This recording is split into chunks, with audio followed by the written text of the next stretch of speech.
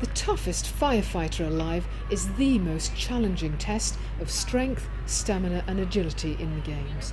Over 4 days, more than 250 competitors from 35 countries took part in the specially designed endurance test at St George's Hall, including a run to the top of St John's Beacon. The event itself is in effect an obstacle course for firefighters. It's divided up into four sections with dragging of hose, running over, jumping over walls, and it finishes off with climbing up the Radio City Tower, which is about 350 steps, and that finishes off the event. The event has attracted a wide range of physical strength, but none as experienced as 61-year-old Canadian Steve Cashman. I feel tired, exhausted, exhilarated at the same time because I finished. I didn't get disqualified. I made it up this tower, and I feel fantastic right now. He ran the 552 steps of St John's Beacon in only 6.5 minutes. But not everyone thinks it's a good idea. My kids think I'm crazy. My family thinks I'm crazy. Why am I doing it? And I'm doing it so that I can walk healthily, Absolutely fantastic and inspiration, isn't it? I think, as we get a bit older, we sort of think, we're not quite as fit and strong as we used to do. But no, if someone at that age can do it, respect to him, and an inspiration to all of us as firefighters and as people in general.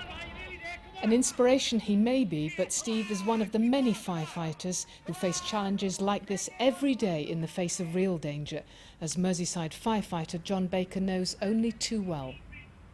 Well, all the elements involved in the toughest firefighter alive competition are what you do on your day-to-day job anyway, apart from the fact that there's no flames. Ladder work, stair climbing, using ropes to haul things up, running hose out, it's all part of the job. It's natural for us to do that sort of thing. It's just that the element of competition makes it a little bit more difficult. Every day, men and women work together to fight fires across the world. And they competed side by side in this toughest firefighter alive competition. 12 women competed in the same conditions as their male counterparts in a series of tasks to test their endurance, strength and power. Lauren McCormick from Liverpool was the first to take on the challenge. Definitely the tower climb. That was the hardest on the legs and the lungs. The dummy carry as well, that was hard on the arms, especially having to drag it 15 metres. Her efforts were an inspiration to all those around her.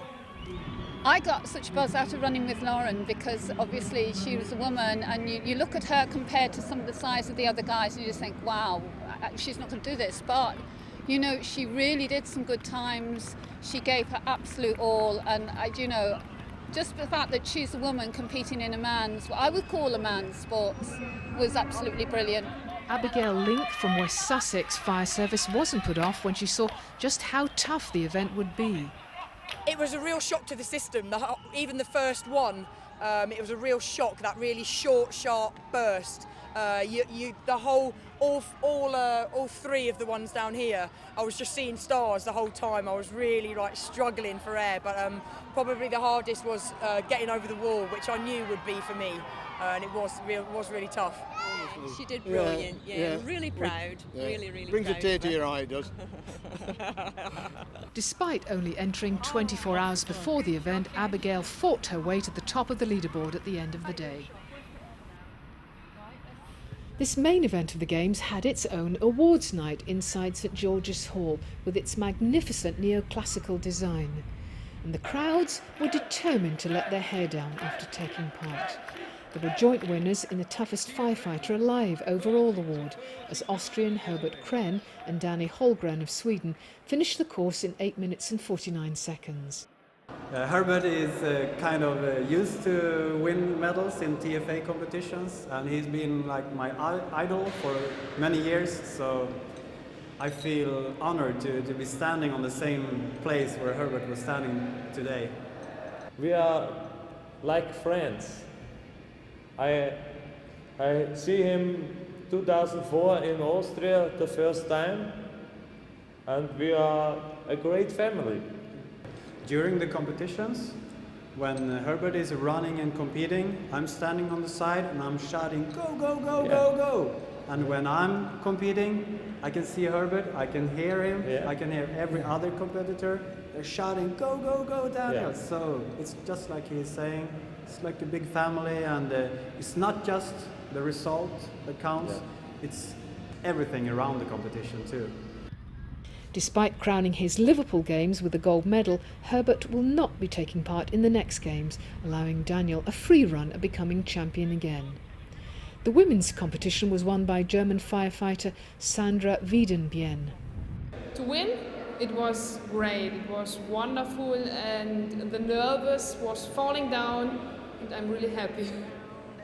And at the end of these games, the host dominated the medal tally, with 217 golds, 178 silver and 164 bronze awards. Nearby neighbours France were next in the tally, while Spain just came out on top ahead of Germany. All in all, 46 nations took part in this truly international sporting event.